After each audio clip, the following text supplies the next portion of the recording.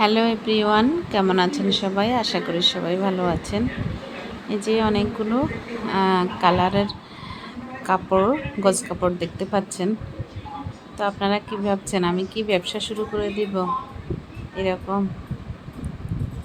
একটু আইডিয়া করে দেখেন তো এগুলা কি কি কারণে নিয়েছি।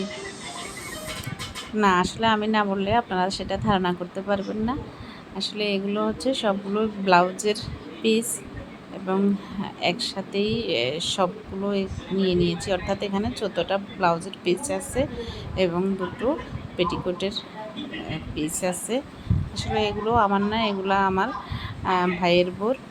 তো অনেকগুলো কালার একসাথে নিয়ে নিয়েছি সারা বছরের জন্য সেলাই করার জন্য।